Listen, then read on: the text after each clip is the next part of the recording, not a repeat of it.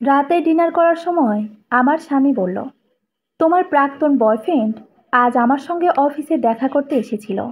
সে নাকি এখনো তোমাকে ভালোবাসে। কথাটা শুনেই আমার ভাত গলায় আটকে গেল। আমি দুবার কাশি দিলাম। ফাহিম পানির গ্লাস এগিয়ে দিল।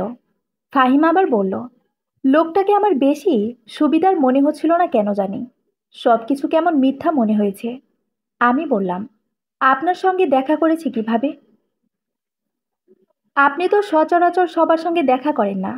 সে তোমার বন্ধু হিসেবে নিজেকে পরিচয় দিয়ে এসেছে। তারপর আর অমত করিনি। তুমি তো জানো, তোমার গুরুত্ব আমার কাছে সবচেয়ে বেশি। কতক্ষণ ছিল? ঘন্টাখানেক। এতক্ষণ ধরে তার সঙ্গে কিসের কথা বলেছেন? তুমি তো এসব কিছু বলো নাই, তাই ওনার কাছ থেকে শুনলাম। আমারও তেমন কাজের চাপ ছিল না, তাই শুনলাম বসে বসে। আমার খাওয়া বন্ধ হয়ে গেল। ঘন্টা খানিক ধরে সে কি কি বলছে সেটাই বুঝতে পারছি না। আমি নিজ থেকে কিছু জিজ্ঞেস করতেও পারছি না। বিয়ের আগে আমি একজনকে ভালোবাসতাম, এটা সত্যি। ওর নাম ছিল নাদিম হোসেন। কিন্তু পরিস্থিতির কারণে আমাদের বিয়েটা হয়নি। তবে নাদিম নিজেও আমার থেকে অনেকটা দূরে চলে গিয়েছে তখন। কিন্তু আজ ৮ বছর পরে হঠাৎ কী কারণে সে ফাহিমের সঙ্গে দেখা করতে এসেছে? সে তো সরাসরি আমার সঙ্গে কথা বলতে পারত, কিন্তু তা না করে ফাহিমের কাছে কেন? রুমকি কি ঘুমিয়ে গেছে? আমাদের একমাত্র মেয়ের নাম রুমকি। হ্যাঁ, ঘুমিয়ে গেছে। মনে করো, আমি যদি এখন আঘাত করি, মারি, তাহলে তুমি কি করবে? আমি চুপ করে রইলাম। ফাহিমের খাবার শেষ হয়ে গেছে। সে উঠতে উঠতে বলল, খাওয়া শেষ করে ১ কাপ ঠান্ডা কফি নিয়ে বেলকনিতে আসো। কথা আছে তোমার সঙ্গে। ফাহিম চলে গেল। আমি আর কিছু খেতে পারলাম না। সব কিছু রান্নাঘরে রেখে কফি বানালাম। তারপর কফি নিয়ে ব্যালকনিতে গেলাম। ফাহিম সিগারেট ধরিয়ে বসে আছে। ফাহিম বাহিরের দিকে তাকিয়ে বলতে লাগলো, লাঞ্চ টাইমের কিছুক্ষণ আগে নাদিম সাহেব আমার সঙ্গে দেখা করতে আসে। আমি তার সঙ্গে করমর্দন করে বসতে বললাম। চায়ের কাপ হাতে নিয়ে একটা চুমুক দিয়ে সে বলল, আমি আপনার স্ত্রীর সাবেক প্রেমিক। আমি শুধু তার বন্ধু নই, ভালোবাসার মানুষ ছিলাম। এখনও তাকে অনেক ভালোবাসি আমি। আমি বললাম, তাহলে বিয়ে করেননি কেন? আমি তো এসব জানতাম না। করতে চেয়েছিলাম, কিন্তু আমার পরিবার থেকে সমস্যা ছিল, তাই করতে পারিনি। আপনার স্ত্রী মানে নাতাশা রাজি ছিল পালিয়ে যাবে আমার সঙ্গে, কিন্তু আমি তাকে নিয়ে পালাতে পারিনি।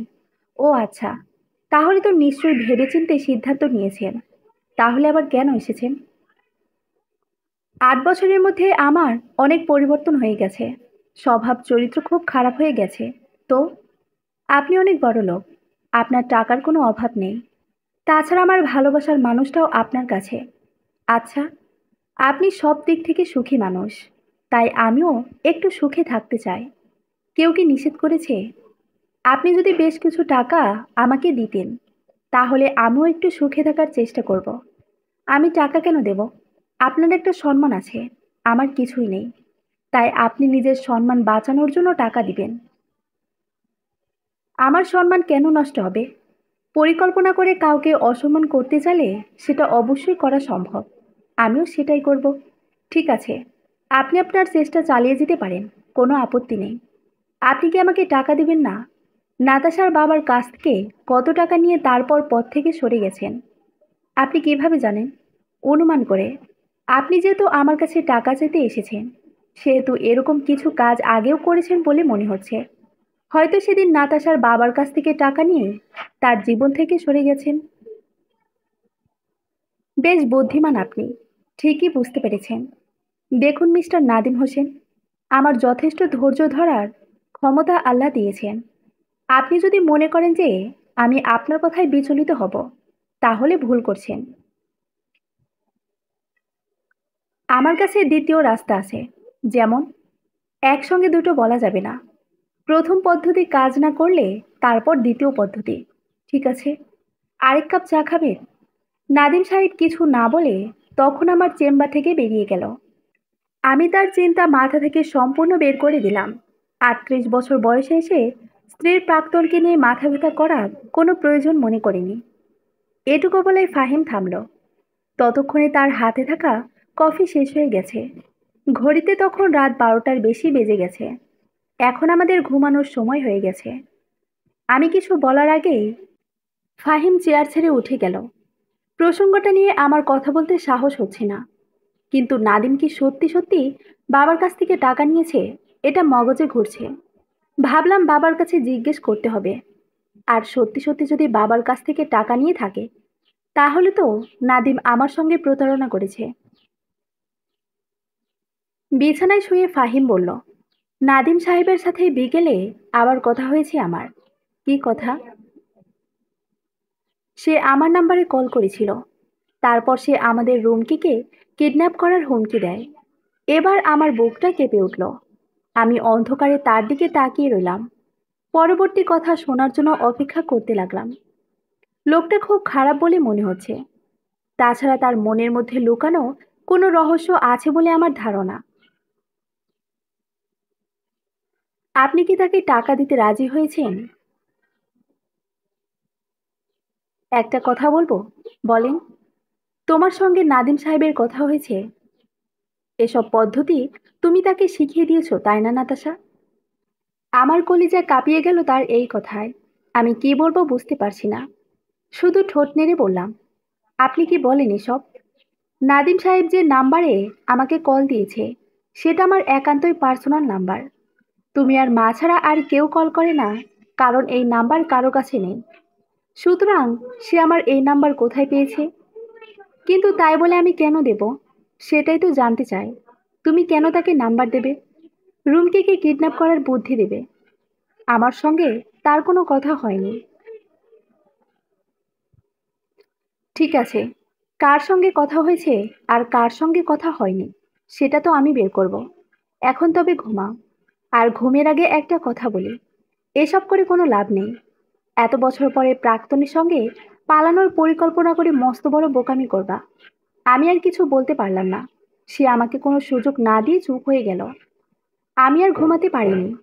শুধু ভাবতে লাগলাম কিভাবে ফাহিমকে বোঝাবো, আর নাদিম কেন এরকম শুরু করেছে। রাত ৩টার দিকে আমাদের কলিং বেল বেজে ওঠে। আমি সজাগ ছিলাম। ফাহিমকে ডাক দিয়ে ঘুম থেকে জাগ্রত করলাম। তারপর বাতি অন করে ফাহিম চলে গেল দরজার দিকে। দরজা খুলে দেবার আগে সে দেখলো দরজার ওপাশে অনেক পুলিশ দাঁড়িয়ে আছে। ফাহিম আমাকে বলল, পুলিশ এসেছে কেন? আমি বললাম, জানি না তো, তুমি ভেতরে যাও, আমি দেখি। আমি ভেতরে এসে পর্দা ধরিয়ে দাঁড়িয়ে রইলাম। ফাহিম দরজা খুলে দিল। ১০-১২ জন পুলিশ বাসার মধ্যে প্রবেশ করলো। পুলিশের কথা ছিল এলোমেলো, তবে সেটুকু সাজিয়ে বললে এরকম হয়। নাদিম খুন হয়েছে বিকেল। যে বাসায় সে থাকতো, সেই বাসাতেই তার লাশ পাওয়া গেছে। বিকেলে ফাহিম নাকি নাদিমের বাসায় গিয়েছিল। পুলিশ এতক্ষণ ধরে তদন্ত করে আমাদের বাসা খুঁজে বের করেছে। ফাহিমকে সেই বাসা থেকে বের হবার সময় বেশ নার্ভাস লেগেছে। দারোয়ান ও সিসিটিভি ফুটেজ দেখে পুলিশের ধারণা যে ফাহিমই খুনটা করেছে। আমি তাড়াতাড়ি নাইট ড্রেস পরিবর্তন করে ড্রয়িং রুমে গেলাম। পুলিশ ততক্ষণে ফাহিমকে নিয়ে যাবার প্রস্তুতি নিয়ে ফেলেছে। ফাহিম আমার দিকে তাকিয়ে বলল, বিশ্বাস করো, আমি কিছু করিনি। বিকেলে সেই বাসায় আমি ঠিকই গিয়েছি, কিন্তু তার বাসায় যে তখন লাশ হয়ে পড়েছিল। পুলিশ ফাহিমকে নিয়ে যাচ্ছে। আমিও তাদের সঙ্গে সঙ্গে নিচে গেলাম। কোনো লাভ হবে না জেনেও বারবার অনুরোধ করতে লাগলাম, কিন্তু পুলিশ ফাহিমকে নিয়ে চলে গেল। আমি তাড়াতাড়ি করে উপরে এলাম। এখনই আমার শাশুড়ি ও সবাইকে জানানো দরকার। বাসায় ফিরে বেডরুমে গিয়ে মোবাইল হাতে নিয়ে দেখি আমার মেয়ে রুমকি বিছানায় নেই। ৫ বছর বয়সী রুমকি হঠাৎ কোথায় গেল? তাকে তো ঘুমিয়ে দেখে গেলাম, কিন্তু এখন গেল কই? আমি সম্পূর্ণ বাসার মধ্যে খুঁজে দেখলাম, কিন্তু কোথাও পেলাম না। আমার কান্না পেতে লাগলো। মোবাইল হাতে নিয়ে কল দিতে গিয়ে দেখি ৩টা মিস কল, অপরিচিত নাম্বার। তবুও কল ব্যাক করলাম। ওপাশ থেকে একটা পুরুষ কণ্ঠে বলে উঠল, তোমার মেয়ে আমার কাছে নাতাশা। স্বামীর জন্য চিন্তা না করে মেয়ের জন্য চিন্তা করো। কে আপনি? আমি তোমার কেউ নই। ভার্সিটি জীবনের কিছু ভুলের সাজা তোমাকে পেতে হবে। প্রস্তুতি গ্রহণ করতে পারো, মিস গোলাপ সুন্দরী।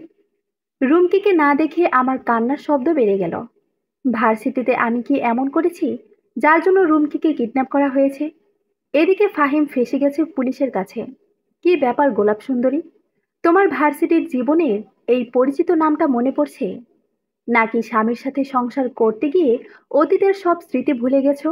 আমার মেয়ে কোথায়? আছে আমার কাছে। এও এতটুকু বাচ্চা, ওকে কেন নিয়েছেন? আপনি কি করতে চান বলেন? আপাতত কিছু বলবো না। তবে তোমার মেয়েকে যেহেতু এনেছি, সেহেতু বিশাল বড় উদ্দেশ্য একটা আছে।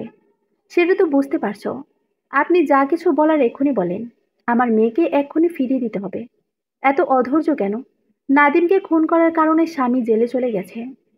মেয়েকে আমরা আপ্যায়ন করে নিয়ে এসেছি। সুতরাং এবার তুমি না হয় একটু উন্মাদের মতো থাকো, তবে না আমি কিছুটা শান্তি পাবো। মোবাইলের লাইনটা কেটে গেল। আমি আবার কল দিলাম, কিন্তু রিসিভ করলো না। তাড়াহুড়ায় দরজা বন্ধ করা হয়নি। ড্রয়িং রুমে ততক্ষণে আমার হাজবেন্ডের বন্ধু পাভেল সাহেব এসেছে। পাভেল ভাইয়ারা আমাদের উপর তলায় থাকেন। এই ফ্ল্যাট কেনার সময় ফাহিম ও পাভেল দুই ভাই দুজনেই একসঙ্গে দুটো ফ্ল্যাট কিনেছেন।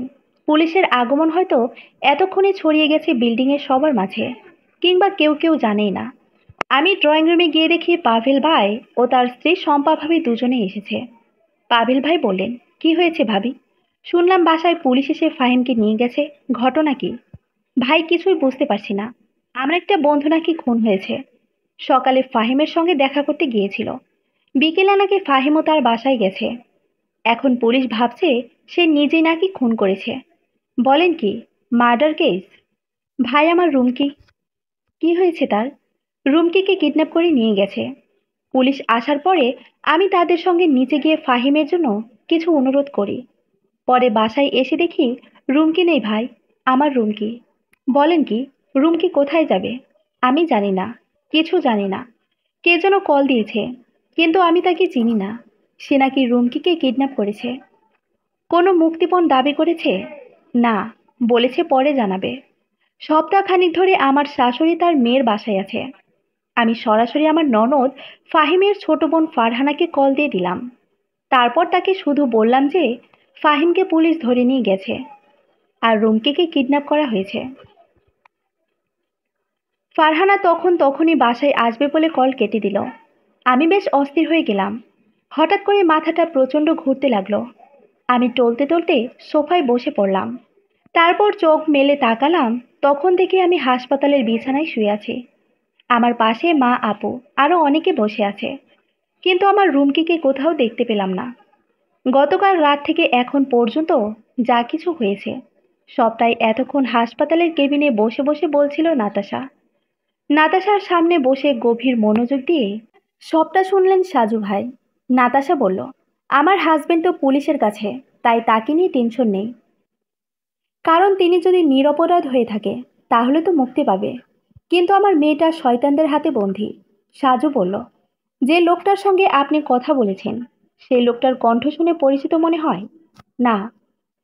আমি তার সঙ্গে আগে কথা বলেছি বলে তো মনে হচ্ছে না। খুব গম্ভীর টাইপের কণ্ঠ। কণ্ঠ শুনে বয়স অনুমান করা কঠিন। ফাহিম সাহেব যেভাবে একান্ত পার্সোনাল সিম ব্যবহার করতেন, আপনারও কি সেরকম কোনো সিম আছে? হ্যাঁ আছে। নাদিম সাহেবের বিষয়ে বিস্তারিত কিছু বলেন। কি বলবো? তার সঙ্গে শেষ দেখা হয়েছে কবে? সে কোথায় থাকতো? এসব আপনি জানতেন কি না তাই? আমার বিয়ের পরে আর কোনোদিন যোগাযোগ হয়নি। সে কখনো কল দিয়েও যোগাযোগ করার চেষ্টা করেনি। গোলাপ সুন্দরী বলে আপনাকে কে কে ডাকতো? আমাদের ব্যাচের বন্ধুরা। আমি গোলাপ খুব পছন্দ করতাম। সব সময় আমার কাছে গোলাপ থাকতো। আপনার হাজবেন্ড আপনাকে কেন বলেছিল যে আপনি রুমকিকে কিডন্যাপ করার বুদ্ধি নাদিম সাহেবকে দিয়েছেন? আমি জানি না। ওর পার্সোনাল নাম্বার আমি সত্যি কাউকে দেইনি। বললাম তো, নাদিমের সঙ্গে আমার কোনো কথা হয়নি। তাহলে আমি কিভাবে ফাহিমের নাম্বার নাদিমকে দেব? ঠিক আছে, আপনি বিশ্রাম করেন। আমি একটু আপনার হাজবেন্ডের সঙ্গে দেখা করতে যাব। আমার রুমকি, আল্লাহকে ডাকুন, সব কিছু ঠিক হয়ে যাবে। কেবিন থেকে বের হয়ে ডাক্তারের কাছে নাতাশার শারীরিক অবস্থা জিজ্ঞেস করলেন সাজু ভাই। অতিরিক্ত চাপের কারণে হঠাৎ অজ্ঞান হয়ে গেছে। শরীরে কিছুটা সমস্যা আছে, তবে ভয়ের কিছু নেই বলে জানালেন ডাক্তার সাহেব। সাজু হাসপাতাল থেকে বেরিয়ে ঘড়িতে সময় দেখে নিল। দুপুর 12টা বেজে গেছে। আপাতত সবার আগে নাতাশাদের বাসায় যাওয়া দরকার। নাদিম যেখানে খুন হয়েছে সেই বাসায় এখনো যাওয়া হয়নি। রুমকি কিডন্যাপ হয়েছে বলেই সে সরাসরি হাসপাতালে এসেছে, কিন্তু খুনের বিষয় এত কিছু তার জানা ছিল না। সাজু প্রথমে থানায় গেল। ফাহিম সাহেবের সঙ্গে দেখা করতে হবে। নাতাশার কথার সঙ্গে কতটুকু সত্যতা আছে কে জানে। ওসি সাহেবের কাছে নিজের পরিচয় দিয়ে সাজু ভাই ফাহিম সাহেবের সঙ্গে দেখা করতে চায়। ফাহিম সাহেবের দিকে তাকিয়ে বোঝা যাচ্ছে তিনি কতটা চাপের মধ্যে আছেন। সাজু ভাই সরাসরি তাকে বললেন, নাদিমের বাসায় গিয়ে আপনি প্রথমে কি দেখেছিলেন? আর কাউকে কিছু না বলে চুপচাপ পালিয়ে আসলেন কেন? ফাহিম কিছুক্ষণ চুপ করে রইল। তারপর মাথা উঁচু করে সাজুর দিকে তাকিয়ে বলল, আমাকে সম্পূর্ণ ঠিকানা দিয়েছিল নাদিম সাহেব। আমি তার ফ্ল্যাটে গিয়ে দেখি দরজা খোলা। অনুমতি ছাড়া প্রবেশ করা ঠিক নয়, তাই বেল বাজালাম। একটু পরে লোক এলো আমার সামনে। আমি নাদিম সাহেবের কথা জিজ্ঞেস করলাম। লোকটা আমাকে ভেতরে নিয়ে গেল। তারপর নাদিম সাহেব তখন কোথায় ছিল? বেডরুমে। কথা হয়েছিল আপনার সঙ্গে? না, হয়নি। কারণ বেডরুমে সে মৃত অবস্থায় পড়েছিল। কথা বলার মতো ক্ষমতার বাইরে ছিল। আপনি তখন কি করলেন? আমি লাশ দেখে হতভম্ব হয়ে যায়। কিছু বুঝে ওঠার আগেই যে লোকটা দরজা খুলে দিয়েছে সে এগিয়ে আসে। তারপর তার হাতে পিস্তল ছিল। সে আমার দিকে তাকিয়ে মুচকি হেসে বলল, যা দেখেছেন সব ভুলে যান। যার সঙ্গে দেখা করতে এসেছেন তিনি ঘুমিয়ে গেছে। আপনি তখন বের হয়ে এসেছেন। তো কি করতাম আমি? একটা লোক পিস্তল নিয়ে দাঁড়িয়ে আছে, সামনে একটা লাশ পড়ে আছে। আমি কি সেখানে বাহাদুরি করতে গিয়ে নিজের জীবন দেব? অবশ্যই না। আমি ভয়ে ঘামতে ঘামতে বের হচ্ছিলাম। কিন্তু তখন সে লোকটা বলল, যদি কাউকে কিছু বলেন তাহলে এভাবে আপনার স্ত্রী সন্তানের লাশ উপহার পাবেন। সেজন্য আপনি আর কাউকে জানাননি? না। রাতে বাসায় ফিরে ডিনারের সময় আমার স্ত্রীর কাছে প্রসঙ্গটা তুলি। কারণ আমার মাথার মধ্যে সারাক্ষণ শুধু নাদিম সাহেব ঘুরছিল। আপনি বিষয়টা গোপন না করলে এখন এই বিপদে পড়তেন না। জানি, বিপদ থেকে বাঁচার জন্য সবকিছু গোপন করতে চাইলাম, অথচ সেই বিপদেই পড়লাম। আমার মেয়েটা কেমন আছে, কোথায় আছে কে জানে। যে লোকটা ফ্ল্যাটে ছিল সে কেমন ছিল? ঠিক কোন বয়সের হতে পারে? মানে আপনার স্ত্রীর ব্যাচের সমমানের হতে পারে? হ্যাঁ, সেরকমই। আপনি নাদিমকে অফিস থেকে বিদায় করলেন, কিন্তু বিকেলে আবার গেলেন কেন? তার সঙ্গে আমার কলে কথা হয়েছিল। কি এমন বলেছিল যার কারণে আপনি তার বাসায় যেতে বাধ্য হলেন? চুপচাপ বলেন। সে আমাকে কল করেনি। তাহলে? আমি তাকে কল করেছিলাম। আশ্চর্য। তাহলে আপনার স্ত্রীর কাছে রাতে কেন জিজ্ঞেস করেছেন যে সে নাম্বার দিয়েছে কিনা? আপনি সত্যি করে বলুন তো, গতকাল বিকেলে নাদিম সাহেবের বাসায় কি হয়েছিল? ফাহিম বলল, নাতাশা আর আমার মেয়ে রুমকিকে আমি খুব ভালোবাসি। নাদিম সাহেব চলে যাবার পর তার নাম্বার দিয়ে গিয়েছিলেন। বিকেলে আমার কাছে আরেকটা কল আসে। কার কল? এক কনস্টেবল এসে সাজুকে ডাকলেন। ওসি সাহেব ডাকছে, জরুরি কথা বলতে চায়। ফাহিম সাহেবের সঙ্গে কথা বন্ধ করে সাজু ভাই ওসির সামনে গেল। ওসি সাহেবের নাম আকাশ শেখ। বসুন সাজু সাহেব, চা খাবেন নাকি কফি? কফি হলে ভালো হয়। এক কাপ ঠান্ডা কফি।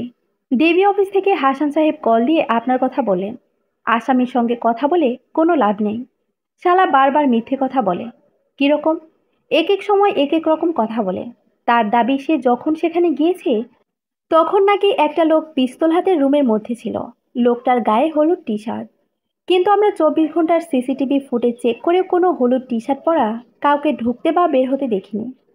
পোশাক পরিবর্তন করতে পারে। হ্যাঁ পারে। তাকে দেখানো হয়েছে। কিন্তু সে নিজে সেখান থেকে কাউকে শনাক্ত করতে পারে নাই। পরিকল্পনা করে দ্বিতীয় কোনো পথ ব্যবহার করতে পারে। হ্যাঁ পারে। আচ্ছা, এগুলো একটু দেখুন।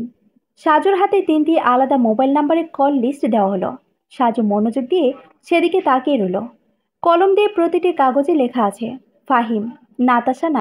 তার মানে এদের তিনজনের নাম্বারের লিস্ট। সাজু ভালো করে দেখতে লাগলো। ফাহিমের কল নাদিমের, আবার নাতাশার।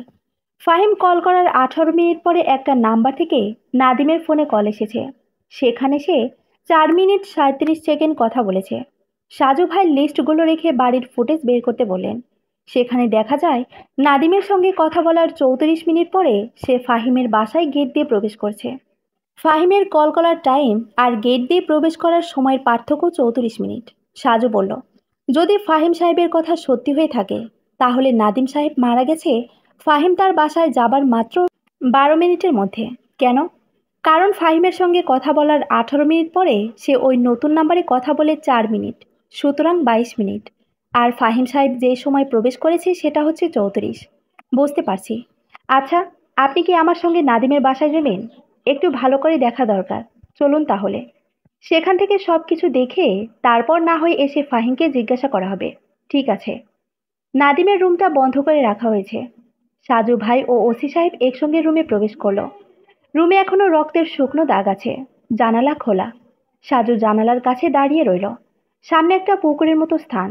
এখনো কোনো বাড়ি নির্মাণ হয়নি। কিন্তু এরপরে যে বাড়িটা, সেটা কেবল নির্মাণ কাজ চলছে। সাজু বেশ কিছুক্ষণ ধরে জানালা দিয়ে বাহিরে আর ওই নির্মাণাধীন ভবনের দিকে তাকালো। ওসি সাহেব? জি। নাদিমের মোবাইল কোন জায়গায় ছিল? তার হাতে, নাকি বিছানায় বা ফ্লোরে কোথাও? ফ্লোরে পড়েছিল। ডিসপ্লে ক্ষতিগ্রস্ত হয়েছে। মনে হয় খুনি সেটা আছাড় দিয়ে ভেঙে ফেলার চেষ্টা করেছিল। আমার মনে হয় আছাড় মারা হয়নি। ওটা তার হাত দিয়ে পড়ে গেছে। মানে? লাশ নেবার আগে যে ছবিগুলো তুলেছিলেন সেগুলো মনে আছে? হ্যাঁ, মনে আছে। আমি আপনাকে এখানে নিয়ে এসেছি একটা কারণে। কি কারণ? আমার সন্দেহ ছিল নাদিমের লাশ যেভাবে পড়েছিল সেভাবে মনে হচ্ছিল কেউ জানালা দিয়ে তাকে গুলি করেছে। আমি কল লিস্টটা ভালো করে সময় হিসাব করেছি ভিন্ন কারণে। আমার ধারণা, যিনি নাদিমকে গুলি করেছে তিনি সে সময়ে কল দিয়েছে। কল দিয়ে গুলি করেছে। ফাহিম সাহেব কল করার 18 মিনিট পরে যে কল করেছে তিনি হয়তো নাদিমকে জানালার কাছে যেতে বলেছে। হতে পারে লোকটা নাদিমের পরিচিত, তাই সে জানালার কাছে এসেছে। আর সেই খুনি ওই নির্মাণাধীন ভবনে আগে থেকেই প্রস্তুতি নিয়েছিল। নাদিম জানালা খুলেছে, খুনি গুলি করেছে। নাদিমের হাত থেকে মোবাইল ছিটকে পড়ে গেছে। কিন্তু ফাহিম সাহেবের বক্তব্য, রুমের মধ্যে কাউকে পিস্তল হাতে দেখেছে, তারপর হুমকি বার্তা পেয়েছে ইত্যাদি। এসব তাকে থানায় গিয়ে জিজ্ঞেস করতে হবে। আপাতত চলেন ওই বিল্ডিং থেকে ঘুরে আসি। মিস্ত্রিরা কাজ করে। সেদিন বিকেলে অপরিচিত কাউকে প্রবেশ করতে দেখেছি নাকি? চলুন। রাজিয়া নিবাস বিল্ডিংয়ের কাজ চলমান, তবুও বিশাল সাইনবোর্ড লাগিয়ে বাড়ির নাম সাজানো হয়েছে। সাজু ভাই ও ওসি সাহেব ভেতরে গেল। বরিশালের এক বৃদ্ধ লোক দেখাশোনার দায়িত্বে আছে। নির্মাণ কাজ চলছে, তবুও বাউন্ডারি দিয়ে আটকানো, তবে সেটা টিনের। কিন্তু কেউ প্রবেশ করলে তাকে মেইন গেট দিয়ে টিনের দরজা সরিয়ে তারপর প্রবেশ করতে হবে। লোকটা সবেমাত্র বিল্ডিংয়ের কিছু গাঁথনি পানি দিয়ে ভিজে এসেছে। পুলিশে দেখে সামান্য ভড়কে গেল। সাজু বলল, আপনি কি দিনের বেলা দায়িত্বে থাকেন? হয়, আমি থাকি। গতকাল বিকেলে এখানে কে ছিল? আমিই আছিলাম। সাজু খেয়াল করলো যে লোকটা শুদ্ধ বলার চেষ্টা করেছে, তবুও দু একটা বাক্য সাজাতে পারছে না। আপনি কি জানেন যে আপনাদের এই বাড়ির পরের বাড়িতে গতকাল একজন খুন হয়েছে? যে জানি। গতকাল বিকেলে আপনাদের বিল্ডিংয়ে কোনো অপরিচিত কাউকে দেখেছেন? সেরকম তো কেউরে দেখি নাই। তয় বিকালে লিফট কোম্পানি দিয়া 3জন লোক আসছিল। তারপর তারা কি নিচে কথা বলে চলে গেছে নাকি উপরে গিয়েছে? উপরে গেছে। বলে যে আমরা একটু দেখি সব কিছু। সমস্যা নেই, ভালো লাগলে নিবেন আর আপনার মালিকের কাছে কার্ড দিবেন। আপনি তাদের সঙ্গে উপরে গিয়েছেন? যে না, তারা গেছে, আমি নিচে ছিলাম। সবাই কি পুরুষ ছিল? না, একজন মেয়ে মানুষ ছিল আর 2জন পুরুষ। সাজু বলল, নাদিম যে রুমে খুন হয়েছে সেই রুম বরাবর গিয়ে দেখতে হবে। চলেন ওসি সাহেব। ওসি সাহেব বলল, 3জন অপরিচিত যারা এসেছে তাদের মধ্যে কি কেউ কাজটা করেছে, নাকি তারা 3জনই জড়িত ছিল? আগে একটু ঘুরে ফিরে দেখি। আমার তো মনে হচ্ছে এখানে কয়েকজন জড়িত। না হলে এভাবে সূক্ষ্ম পরিকল্পনা কিভাবে করে? চলুন তবে ওপরে কি ঘটেছিল দেখে আসি। সাজু ভাই ও ওসি সাহেবের সঙ্গে সঙ্গে দারোয়ান নিজেও উপরে গেল। নাদিম যে রুমে ছিল ঠিক সেই বরাবর 4র্থ তলায় এই ভবনে দাঁড়িয়ে এরা 3জন। ইলেকট্রিক মিস্ত্রিরা দেয়াল কেটে বিদ্যুতে তার সংযোগ দেবার পাইপ লাগিয়েছে। মেশিন দিয়ে ইট কাটার কারণে পুরো ফ্লোরে ইটের লাল রাবিশ বা গুঁড়ো ছড়িয়ে আছে। বেশ কিছু পায়ের ছাপ। হতে পারে যারা কাজ করেতে তাদের পায়ের ছাপ আছে। কিন্তু লিফট কোম্পানি থেকে আসা 3জন যদি অপরাধী হয়ে থাকে, তাহলে তাদের পায়ের ছাপও রয়েছে। সাজু ভালো করে দেখতে লাগলো। তাকে এখান থেকে ওই 3জনের ছাপ শনাক্ত করতে হবে। পুরো ফ্লোর শুকনো। মনে হয় উপরে ইটের কাজ চলে। এখানে কেউ নেই। বিদ্যুৎ লাইনের পাইপ সেট করার পরে দেয়াল প্লাস্টার করা হবে। ওসি সাহেব হঠাৎ করে লক্ষ্য করলেন সাজু ভাই মুচকি হাসি দিচ্ছে। তিনি কিছু জিজ্ঞেস করার আগে সাজু বলল, এখান থেকে বের হয়ে ফাহিম সাহেবের অফিসে যেতে হবে আমাদের। কোনো বিশেষ কারণ আছে? আমার ধারণা ফাহিম সাহেব কল করার শেষে 18 মিনিট পরে যিনি কল করেছে তিনি অপরিচিত কেউ নয়। তাহলে কে হতে পারে? নাতাশা, রুমকির মা। ওনার মেয়ে এখন কার কাছে আছে সেটাও বের করতে হবে। নাতাশা মানে ফাহিম সাহেবের স্ত্রী? হ্যাঁ, সন্ধ্যা 7টা। হাসপাতালের কেবিনে নাতাশার সামনে মুখোমুখি বসে আছে রামিসা। নাতাশা ফল খাচ্ছে। রামিসা কোনো প্রশ্ন না করে চুপচাপ বসে অপেক্ষা করছে। নাতাশা বলল, আমি আমার যা বলার ছিল সব কিছু সাজু ভাইয়ের কাছে বলেছি। পুলিশের কাছেও অনেক কিছু বলতে হয়েছে। আপনি নতুন করে কি বলতে এসেছেন বুঝতে পারছি না। রামিসা বলল, আমিও জানি আপনি অনেক কিছু বলেছেন, কিন্তু আমি এটাও জানি যে আপনি সব কিছু বলেন নাই। তাই যেগুলো বাকি আছে সেগুলো জানার জন্য এসেছি। কি জানতে চান? আমার তো বলার মতো আর কিছু বাকি নেই। পুলিশ এবং সাজু সাহেব যখন আপনাকে প্রশ্ন করেছে, আপনি তখন একবার আপনার স্বামীর অফিসে যাবার কথা বলেন নাই। আমি তো প্রায় ফাহিমের অফিসে যাই। গতকাল নাদিম সাহেব যখন আপনার স্বামীর অফিসে ছিল, তারা দুজন মিলে যখন কথা বলে, ঠিক সেই মুহূর্তে আপনি সেখানে গিয়েছেন। আপনি কিভাবে জানেন? আমি কিভাবে জানি সেটা আপনার জানার বিন্দু পরিমাণ দরকার নেই। কিন্তু আমার কথা সত্যি নাকি মিথ্যা সেটা জানতে চাই। হ্যাঁ, গিয়েছিলাম আমি। কিন্তু আমার একটা কাজ ছিল বাহিরে। তাই অফিসে গিয়ে যখন শুনলাম যে ফাহিম কার সঙ্গে যেন মিটিং করছে, তখন আমি অফিস থেকে বের হয়ে আসি। আবারও মিথ্যে কথা। সত্যিটা বলেন। এটাই সত্যি। না, সত্যি নয়। আপনি অফিসে গেলে কোনো রকম পারমিশন ছাড়া আপনার স্বামীর রুমে যেতে পারেন, কিন্তু গতকাল সেই পারমিশন ছিল না। আপনার স্বামী পিএস আপনাকে নিষেধ করে। আপনি তখন ম্যানেজারের রুমে গিয়ে সিসিটিভি ফুটেজ দেখেন। সেখানে আপনি নাদিম ও আপনার স্বামীকে দেখতে পান। ও মাই গড! এসব তথ্য আমি বের করিনি। এগুলো সব সাজু সাহেব বিকেলে অফিসে গিয়ে জানতে পেরেছে। আপনি মিথ্যার জালে জড়িয়ে যাচ্ছেন, কিন্তু সত্যি কথা তাড়াতাড়ি বলেন। বিপদ কিন্তু এখন থেকে আরো ঘনীভূত হবে। আপনারা আমার মেয়ে রুমকেকে খুঁজে বের করেন, তারপর না হয় আমাদের দোষ খুঁজবেন। আমরা সবকিছু একসঙ্গে করব। আপনার সন্তান আপনি যে কোনো স্থানে নিরাপদে লুকিয়ে রেখেছেন। সেজন্য আমাদের ওই বিষয়ে আগ্রহ একটু কম। তবেও অভিযান চলছে। কি বলছেন এসব? আমি কেন রুমকিকে কিডন্যাপ করাতে যাব? সন্দেহ থেকে বাঁচার জন্য। সাজু ভাই কোথায়? তিনি আপনার দলীয় আরেকজনের সঙ্গে দেখা করতে গিয়েছে। মানে? আপনাদের সঙ্গেই পড়াশোনা করত। আমি তো নাম জানি না। সাজু সাহেব সেখানে গেছে। আমি বা আমার স্বামী কেউ নাদিমকে খুন করিনি। তাহলে গতকাল বিকেলে অপরিচিত নাম্বার দিয়ে নাদিমকে কল করেছিলেন কেন? 4 মিনিট 37 সেকেন্ড কথা বলেছিলেন। তারপরে গুলি করেছেন, তাই না? রামিসার কথা শুনে ফ্যালফ্যাল করে তাকিয়ে রইল নাতাশা। বিড়বিড় করে বলল, আমি কল করেছি এটা ঠিক, কিন্তু আমি তাকে গুলি করিনি। রামিসা বলল, আপনি নাদিমের কাছে কল করেছিলেন কেন? তাও আবার নতুন নাম্বার দিয়ে। নাতাশা এবার কেঁদে উঠল। রামিসা চুপচাপ তার দিকে তাকিয়ে রইল। নাতাশা যেন হঠাৎ করে গভীর সমুদ্রে তলিয়ে যাচ্ছে। কোনো মতে নিজেকে সামনে নিল। বলল, অফিসে বসে ফাহিমের সঙ্গে নাদিমের যখন কথোপকথন আমি শুনতে পাই, হঠাৎ করে নাদিম কেন আমার স্বামীর কাছে গেল? আর নতুন করে তার উদ্দেশ্য কি? এসব জানার জন্য নাদিমের সঙ্গে কথা বলতে কল করেছিলাম। 4 মিনিট 37 সেকেন্ড কথা হয়েছে। তারপর কল কেটেছিল কে? আপনি নাকি নাদিম? নাদিম কেটে দিয়েছে। কল কেটে দিয়ে মোবাইল বন্ধ করে দিয়েছিল। আপনাদের মধ্যে কিরকম কথা হয়?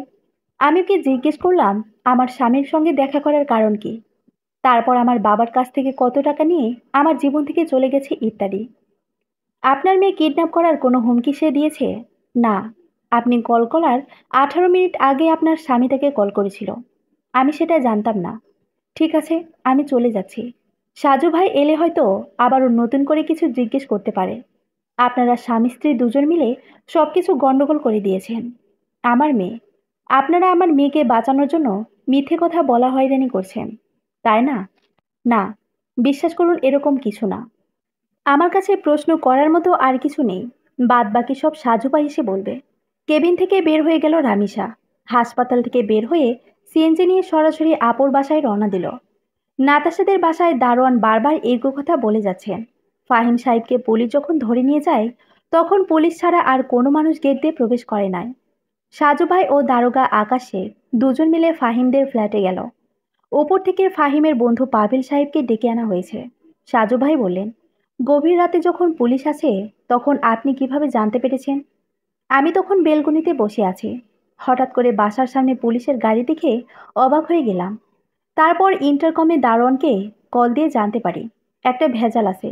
মানে, আপনি যদি পুলিশকে দেখে দারোয়ানকে কল দিয়ে জানতে পারেন, তাহলে উপরতলা থেকে ফাহিম সাহেবের ফ্ল্যাটে আসতে আপনার সময় লাগবে সর্বোচ্চ 2 মিনিট। সেরকমই তো লেগেছিল। পুলিশ বাড়ির ভেতর প্রবেশ করে। তারপরে সে কলিং বেল বাজালো। দরজা খোলা হলো। ফাহিম সাহেবের সঙ্গে কথা হলো। সব মিলিয়ে 20 থেকে 25 মিনিটের কম হবে না। তার চেয়ে আরও বেশি হতে পারে। তাহলে আপনার 2 মিনিট কই? পাভেল সাহেবের স্ত্রী বললেন, আসলে উনি প্রথমে একটু সিদ্ধান্তহীনতায় ভুগছিল। আসবো কি আসবো না, এরকম চিন্তা করতে করতে সময় কেটে যায়। আচ্ছা, আপনার কথা মেনে নিলাম। কিন্তু যখন আপনার স্বামী জানলেন যে ফাহিমের বাসায় পুলিশ এসেছে, তখন অন্তত ফাহিমের নাম্বারে একটা কল দেবে, তাই না? আমরা তো এটাই করি সচরাচর। কেন পুলিশ এসেছে, কী কারণ ইত্যাদি জানার জন্য। আমাদের কারো মোবাইলে ব্যালেন্স ছিল না। সাজু একটু চুপ করে রইল। তারপর দারোগা আকাশ শেখকে বললেন, পাবেল সাহেবের নাম্বারটা কল লিস্ট করে চেক করে দেখবেন সেই রাতে তিনি ওই সময় কারো সঙ্গে কল দিয়ে কথা বলেছে কিনা। অসহায় দৃষ্টিতে তাকিয়ে রইল ফাহিম সাহেবের বন্ধু পাভেল রহমান। সাজু আর সময় নষ্ট করতে চাইল না। রামিসার কিছুক্ষণ আগে ট্রেস করেছে। তার বোনের বাসায় যেতে বলেছে। জরুরি কথা আছে। কি জরুরি কথা সেটা বলে নাই। তাই এখান থেকে বের হয়ে বাইক নিয়ে সরাসরি রামু আপার বাসায় রওনা দিল সাজু ভাই। দরজা খুলে মলিন হয়ে দাঁড়িয়ে আছে রামিসা। সাজু ভেতরে যাবার পথ পাচ্ছে না। কয়েক সেকেন্ড দাঁড়িয়ে থেকে দরজা থেকে সরে গেল। রামিসার সঙ্গে ড্রয়িং রুমে গিয়ে বসল সাজু। রামিসা কিছু না বলে ভেতরে চলে গেল। সাজু ভাই তার সামনে রাখা আজকের সকালে পত্রিকা হাতে টেনে নিল। 2 মিনিটের মধ্যে রামিসার বাবা ড্রয়িং রুমে এসে সাজুর সামনে বসল। সাজু ভাই দাঁড়িয়ে সালাম দিলেন, আসসালামু আলাইকুম। আঙ্কেল কেমন আছেন? ওয়ালাইকুম আসসালাম। আলহামদুলিল্লাহ ভালো আছি। বসো বাবা। সাজু বসল। রামিসাকে এখনো দেখা যাচ্ছে না। সাজু একটু ইতস্ত করতে লাগলো। রামিসার বাবা নিজেই আবার বললেন, তোমার বাড়ির সবাই কেমন আছে? সবাই ভালো আছে। সাজুর মোবাইল বেজে উঠল। অনুমতি নিয়ে সেখানে বসে কল রিসিভ করলেন সাজু ভাই। মিনিট খানেক কথা বলে কলটা কেটে দিল। তবে তার কথা বলার ভঙ্গিতে আঙ্কেল বুঝতে পেরেছে সাজুকে এক্ষুনি যেতে হবে। তোমাকে কি এক্ষুনি বের হতে হবে? একটু তাড়া ছিল আঙ্কেল। একটা খুনের তদন্ত চলছে, সেদিকে একটু ব্যস্ততা। আমি 5 মিনিটের মধ্যে কথা শেষ করব। বলেন আঙ্কেল, সমস্যা নেই।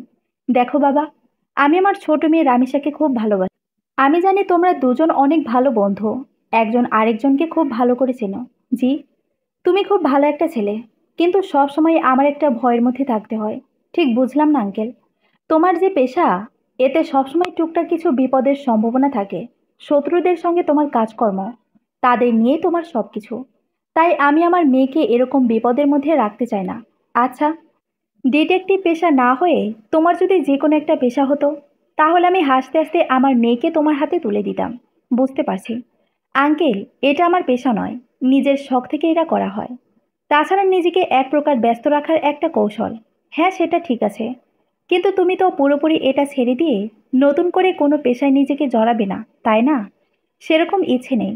টাকা পয়সার প্রতি তেমন কোনো আগ্রহ নাই আমার। বাবা লন্ডনে আছে।